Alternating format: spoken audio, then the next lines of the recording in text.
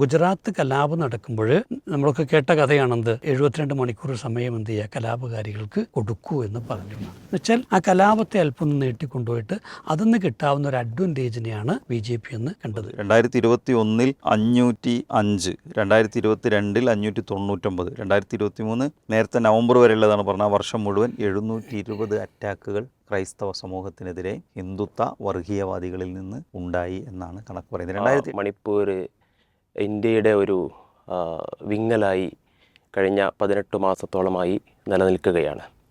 വ്യത്യസ്തമായ ആക്രമണങ്ങൾ അവിടെ കഴിഞ്ഞ കുറേ കാലമായി നടന്നുകൊണ്ടിരിക്കുന്നു. അതിൻ്റെ തുടർച്ച എന്ന് വേണമെങ്കിൽ പറയാവും വിധം ഈ അടുത്ത കാലത്ത് അടുത്ത ദിവസങ്ങൾക്കുള്ളിൽ മണിപ്പൂരിലെ തന്നെ ജീവാമിലുണ്ടായ ഒരു ഏറ്റുമുട്ടൽ കൊലയുമായി അനുബന്ധമായി ആക്രമണങ്ങൾ തുടർക്കഥയായിക്കൊണ്ടിരിക്കുകയാണ്. ഈ ഒരു ഘട്ടത്തിൽ അവിടെയുള്ള സാധാരണക്കാരും കർഷകരും അടക്കമുള്ള ആളുകൾ, ഗ്രാമീണർ അടക്കമുള്ള ആളുകൾ ആക്രമണത്തിന് വിധേയമായിക്കൊണ്ടിരിക്കുന്നു. യഥാർത്ഥത്തിൽ ഇത്തരത്തിൽ ഉള്ള ഒരു പ്രത്യേക പശ്ചാത്തലത്തിൽ ഈ ഒരു കലാപത്തിൻ്റെ സ്വഭാവം എങ്ങനെയാണ്, പുതിയൊരു പശ്ചാത്തലത്തിൽ ഈ ഒരു കലാപത്തിൻ്റെ സ്വഭാവം എങ്ങനെയാണ്? നേരത്തെ തന്നെ ഈ വിഷയം നമ്മുടെ ഈ സ്പോട്ട്ലൈറ്റിൽ ചർച്ച ചെയ്തിട്ടുണ്ട്. ഇപ്പം നമ്മൾ നേരത്തെ പറഞ്ഞ പോലെ ഈ ജെറിബാം എന്ന് പറയുന്ന സ്ഥലത്തുണ്ടായൊരു ഇൻസിഡൻ്റാണ് വീണ്ടും ഇത് കത്തിപ്പടരാൻ കാരണമായിട്ടുള്ളത്.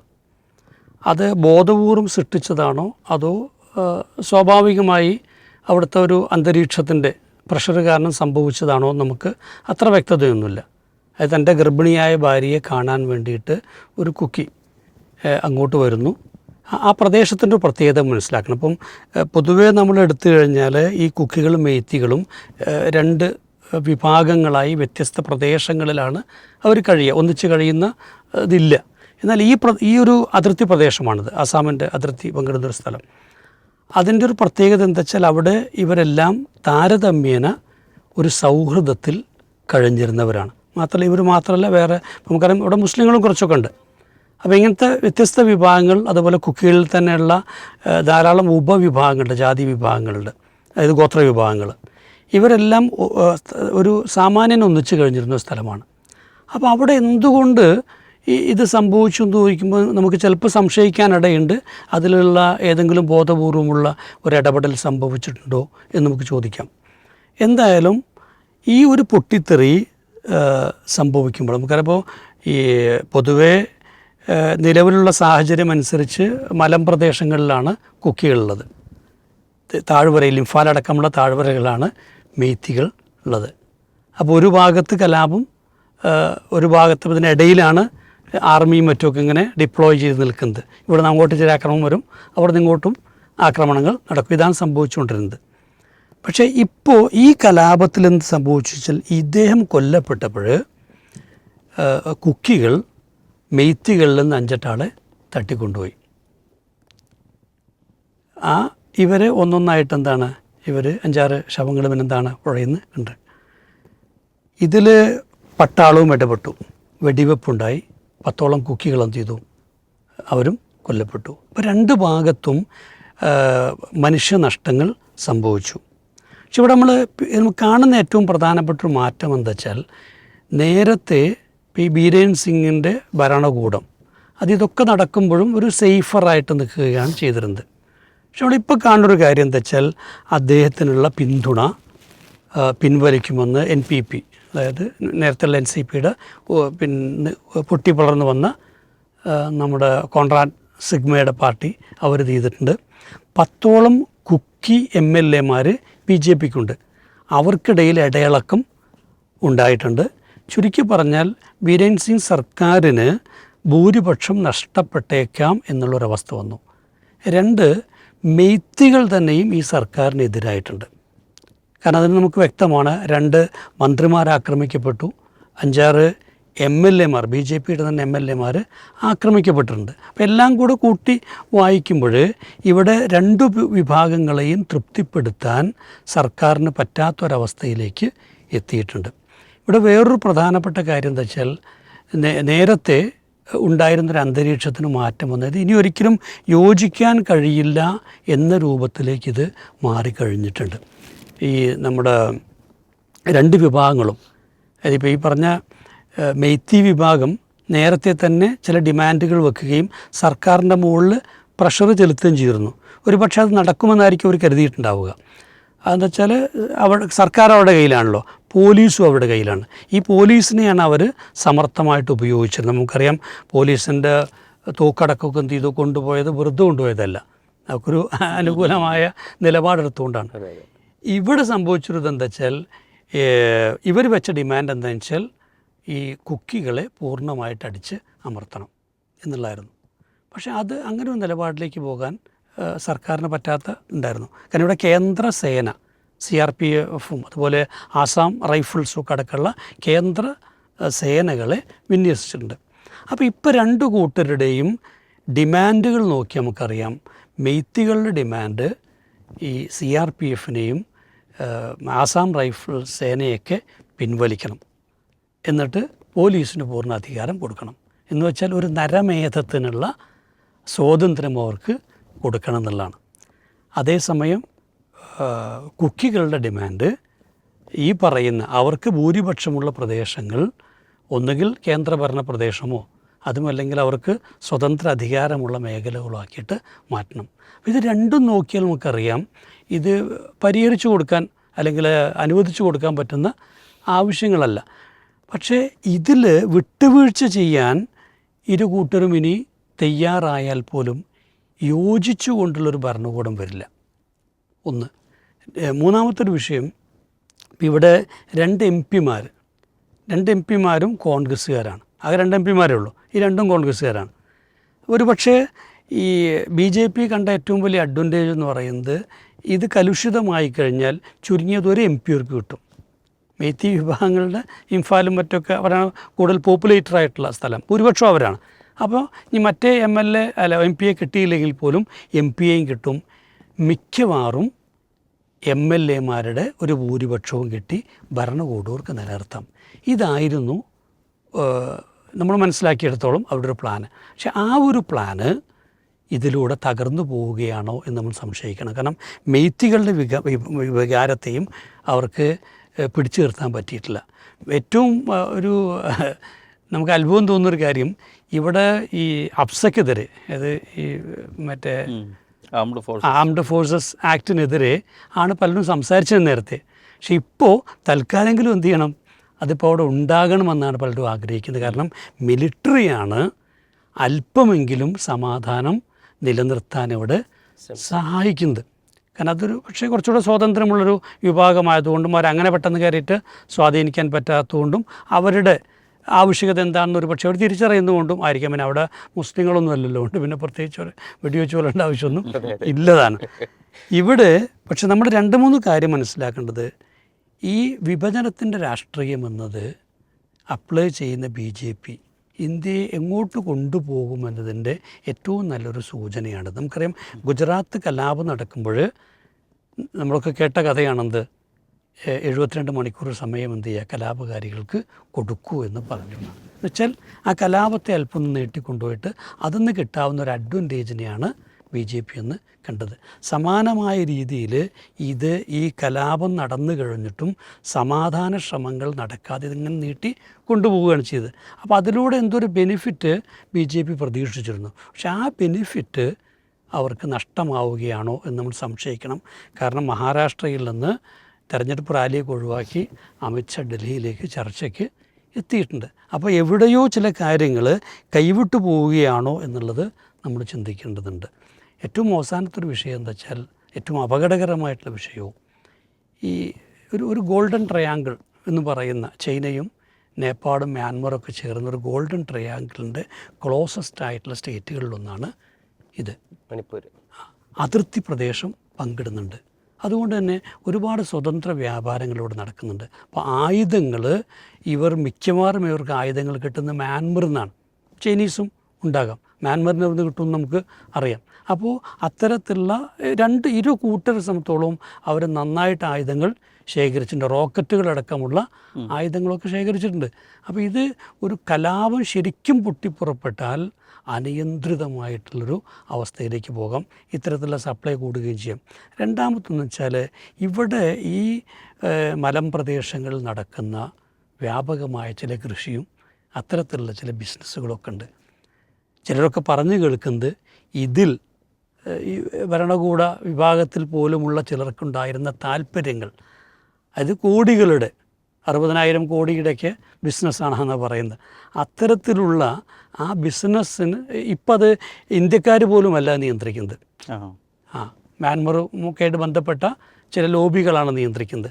ആ ഇത് പിടിച്ചെടുക്കാനും അത്തരത്തിലുള്ള ഒരു താല്പര്യം ആണ് ഈ കലാപത്തേക്ക് ഒരർത്ഥത്തിൽ പ്രൊമോട്ട് ചെയ്തത് എന്നുള്ള കുറേ വാദങ്ങളൊക്കെ ഉണ്ട്. എന്തായാലും ശരി, ഇത് അത്തരം താല്പര്യങ്ങളൊക്കെ ഇന്ന് ഇന്ത്യയുടെ തന്നെ ഒരു വലിയ കണ്ണീരായി, അല്ലെങ്കിൽ ഏറ്റവും വലിയൊരു കലാപപ്രദേശമായി കീഴടങ്ങാൻ തയ്യാറില്ലാത്തവരാണ് ഈ രണ്ട് വിഭാഗവും. കാരണം ഗോത്ര സ്വഭാവമുള്ള ജനതയാണ്, അവരത്ര സംസ്കരിക്കപ്പെട്ടൊരു വിഭാഗമൊന്നുമില്ല. അതുകൊണ്ട് തന്നെ രാജ്യത്തെ സംബന്ധിച്ചോളം തീരാനഷ്ടങ്ങളിലേക്ക് പോകാനിടയുള്ള ഒന്നാണ്. അതിനെ കൈകാര്യം ചെയ്ത ഭരണകൂടത്തിൻ്റെ ഈ നിഷ്ക്രിയത്വ ഭാഗത്ത് കൃത്യമായ നിലപാടെടുക്കാൻ പറ്റാത്ത, ചുരുക്കി പറഞ്ഞു കഴിഞ്ഞാൽ ഇന്ത്യയെ സംബന്ധിച്ചിടത്തോളം ഈ ഭരണകൂടത്തിൻ്റെ എല്ലാ അർത്ഥത്തിലുമുള്ള കഴിവുകേട് ടെസ്റ്റ് ചെയ്യപ്പെട്ടൊരു സ്ഥലമാണ് ഇത്. അത് തിരിച്ചറിയാൻ ജനങ്ങൾക്ക് കഴിഞ്ഞാൽ ഒരുപക്ഷെ ഈ രാജ്യത്തെ രക്ഷിക്കാൻ എല്ലാവർക്കും പറ്റും. തീർച്ചയായും. ഇതിൻ്റെ മറ്റൊരു ഭാഗത്തേക്ക് നമ്മൾ വരുമ്പോൾ യഥാർത്ഥത്തിൽ ക്രൈസ്തവ സമൂഹം ഇതിൻ്റെ ഒരു പശ്ചാത്തലത്തിൽ നിലനിൽക്കുന്നുണ്ടല്ലോ. അവർക്ക് വ്യത്യസ്തമായ സംവിധാനങ്ങൾ ഉണ്ട് താനും. എന്നാൽ ഈ ഒരു വിഷയത്തിൽ ക്രൈസ്തവ നേതൃത്വം എന്ന് വേണമെങ്കിൽ നമുക്ക് പറയാവുന്ന വിധത്തിൽ അവരുടെ ഒരു ശബ്ദം ഉയർന്നു വരുന്നതായി നമ്മൾ കാണുന്നില്ല. എങ്ങനെയാണ് നമ്മൾ അതിനെ കാണുന്നത്? നേരത്തെ ഇത് തുടങ്ങിയ സമയത്ത് കേരളം ഉൾപ്പെടെയുള്ള പ്രദേശങ്ങളിൽ നിന്ന് ക്രൈസ്തവരുടെ ഈ കലാപത്തിനെതിരായ അവിടുത്തെ പള്ളികൾ ആക്രമിക്കപ്പെടുന്നു, അങ്ങനത്തെ സംഗതികൾക്കൊക്കെ എതിരായിട്ടുള്ളൊരു ശബ്ദം നമ്മൾ കേട്ടിരുന്നു.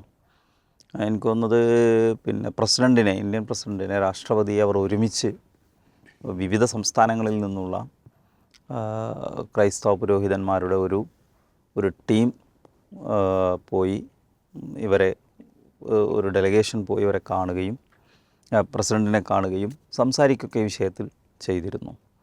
ക്രൈസ്തവ സമൂഹം എന്ന നിലയ്ക്ക് നമ്മൾ ചിന്തിക്കുമ്പോൾ ശരിക്കും ഇന്ത്യ രാജ്യത്തിപ്പോൾ വലിയ തോതിൽ ആക്രമിക്കപ്പെടുന്ന ഒരു സമൂഹമായി മാറിയിട്ടുണ്ട്. അവരുടെ ഇപ്പോൾ ഇതിലൊരു വംശീയ എലമെൻ്റ് കൂടി നേരത്തെ അമിത് സാർ സൂചിപ്പിച്ചതുപോലെ ഉണ്ട്. എന്നാൽ അതെല്ലാം പരിഗണിച്ച് അല്ലെങ്കിൽ മറന്നതും ഇത് തടഞ്ഞു നിർത്തുന്നതിൽ ഈ ഗവൺമെൻറ്റിന് വേറെ ചില താല്പര്യങ്ങളുള്ളതുകൊണ്ട് തന്നെ അതിലേക്ക് പോകുന്നില്ല. ഒരു കലാപം നടക്കുക എന്ന് പറയുമ്പോൾ ശരിക്കും അവിടുത്തെ സമൂഹം നേരിടുന്ന പ്രയാസങ്ങൾ പറഞ്ഞറിയിക്കാൻ കഴിയാത്തതായിരിക്കും. ഞാൻ നേരത്തെ പറഞ്ഞു വന്ന പോയിൻ്റ്, ഇപ്പോൾ ഒരു കണക്ക് സൂചിപ്പിക്കുന്നുണ്ട്. 1964 മുതൽ 1996 വരെ ഇന്ത്യയിൽ ക്രൈസ്തവ സമൂഹം ആക്രമിക്കപ്പെട്ടത്, അങ്ങനത്തെ കേസുകൾ റിപ്പോർട്ട് ചെയ്യപ്പെട്ടത് ആകെ 38 എണ്ണമാണ്.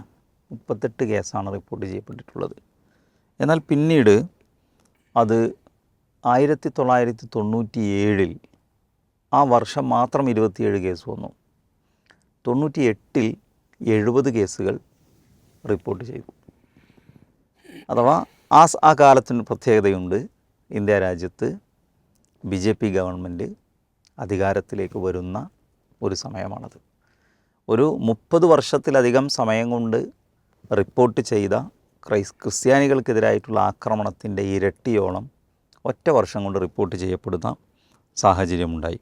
പിന്നീട് 2014 ഇപ്പോൾ നിലവിലുള്ള പ്രധാനമന്ത്രിയുടെ നേതൃത്വത്തിലുള്ള ഭരണകൂടം നിലവിൽ വന്ന ആ വർഷം 2014 പ്രൈം മിനിസ്റ്റർഷിപ്പിലേക്ക് നരേന്ദ്രമോദി വന്ന വർഷം 100 ദിവസത്തിനുള്ളിൽ ഏകദേശം 600 കേസുകൾ ക്രൈസ്തവർക്കെതിരായിട്ടുള്ള ആക്രമണങ്ങൾ റിപ്പോർട്ട് ചെയ്തു എന്നാണ് പറയപ്പെടുന്നത്.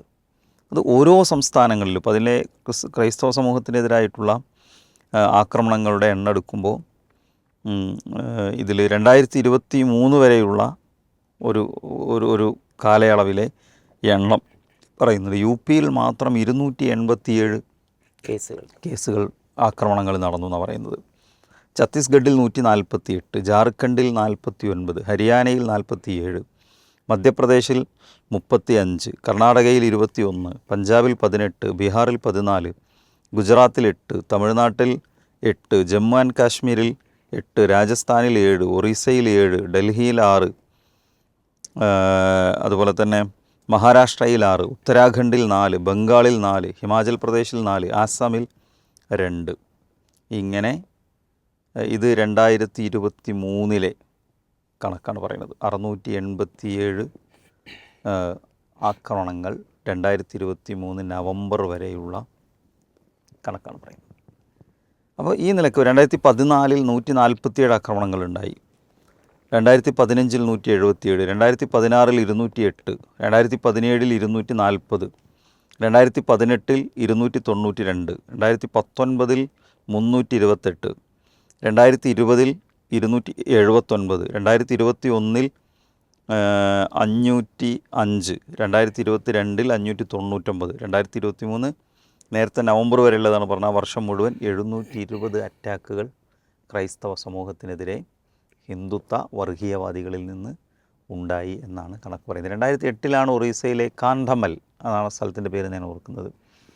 അവിടെ ഒരുപാട് ക്രൈസ്തവർ കൊല്ലപ്പെട്ടു. എനിക്ക് തോന്നുന്നത് 100-ലധികം ചർച്ചുകൾ കത്തിക്കപ്പെടുകയോ തകർക്കപ്പെടുകയോ ചെയ്തിട്ടുണ്ട്. ഏകദേശം 50,000-ഓളം ആളുകൾ വിട്ടുപോയി എന്നാണ്. അവർക്ക് വീട് നഷ്ടപ്പെട്ടവർ ആ പ്രദേശം തന്നെ വിട്ടുപോയി എന്നാണ് പറയപ്പെടുന്നത്. അപ്പോൾ ഇത് ഒരു ഭീകരമായ കണക്കാണ് യഥാർത്ഥത്തിൽ. അത്രമേൽ വലിയ ആക്രമണങ്ങൾക്ക് ഈ ക്രൈസ്തവ സമൂഹം ഇന്ത്യ രാജ്യത്ത് വിധേയരായിക്കൊണ്ടിരിക്കുന്ന ഒരു കാഴ്ചയാണ് പ്രത്യേകിച്ച് 98 മുതൽ നമുക്ക് കാണാൻ സാധിക്കുന്നത്. 2014 മുതൽ അതിൻ്റെ എല്ലാ സീമകളും ലംഘിച്ച് വലിയ രൂപത്തിലുള്ള ഒരു ആക്രമണത്തിന് ഇവിടെ ആളുകൾ വിധേയരായി. തമിഴ്നാട്ടിലാണ് ആ പുരോഹിതനും കുട്ടികളും കാറിലിട്ട് കത്തിക്കപ്പെടുന്ന ഒരു സാഹചര്യമൊക്കെ ഉണ്ടായത്. അപ്പോൾ ഇത് നിരന്തരമായി ആവർത്തിക്കപ്പെടുന്നുണ്ട്. ക്രൈസ്തവ സമൂഹം അത് എന്തുകൊണ്ട് ഇത് ആ ഒരർത്ഥത്തിൽ ഇത്തരം കാര്യങ്ങളെ വേണ്ടി ശബ്ദിക്കുന്നില്ല? അത് ക്രൈസ്തവ സമൂഹം മാത്രം ശബ്ദിക്കേണ്ട ഒരു കേസല്ല. ഈ രാജ്യത്തെ ഏതൊരു വിഭാഗം പെട്ടാലും ആ വർഗീയ ശക്തികൾക്കെതിരായി എല്ലാവരും നിലകൊള്ളേണ്ട ഒരു രീതിയാണ് യഥാർത്ഥത്തിൽ അവിടെ സ്വീകരിക്കപ്പെടേണ്ടത്. അപ്പോൾ ഇത്ര നിരന്തരമായി സീരീസായി ഇങ്ങനെ ആക്രമിക്കപ്പെടുമ്പോഴും അത് പൊതുസമൂഹത്തിൻ്റെ ശ്രദ്ധയിൽ കൊണ്ടുവരാനോ അതിനെ ഒരു പരിഹാരം ഉണ്ടാക്കിയെടുക്കാനോ എനിക്കൊന്ന് ഇവിടെ ഈ കോയമ്പത്തൂരിൽ കഴിഞ്ഞ ഏതാനും മാസങ്ങൾക്ക് മുമ്പാണ് ഈ ഈസ്റ്ററിനോ അല്ലെങ്കിൽ ഇതിൻ്റെ മുമ്പത്തെ ഈസ്റ്ററിനോ അവിടെ ഒരു പള്ളി തകർത്ത് അവിടുത്തെ ഹനുമാൻ സ്വാമിയുടെ വിഗ്രഹം അവിടെ സ്ഥാപിച്ചത്. ഇങ്ങനത്തെ കുറേ ഇഷ്യൂസ് നിരന്തരമായി നടന്നുകൊണ്ടിരിക്കുന്നുണ്ട്. പക്ഷേ അത് ശ്രദ്ധിക്കപ്പെടാനോ അത് ഒരു വലിയ ഇഷ്യൂ ആക്കിയെന്ന് പറഞ്ഞാൽ അതൊരു പരിഹാര ശ്രമത്തിലേക്ക് പോകുന്ന ഒരു അജണ്ടയായി പുറത്തു വരുന്നതിലോ ക്രൈസ്തവ സമൂഹവും പൊതുവിൽ മതേതര സമൂഹവും പരാജയപ്പെട്ടു എന്നാണ് തോന്നുന്നത്. അതേ ഒരവസ്ഥ മണിപ്പൂരിൻ്റെ കേസിലും ആ നിലക്ക് ഉയർത്തിക്കൊണ്ടുവരുന്നതിൽ ആളുകളുടെ അതത്ര വിജയകരമായില്ല എന്ന് വേണം നമുക്ക് പറയാം.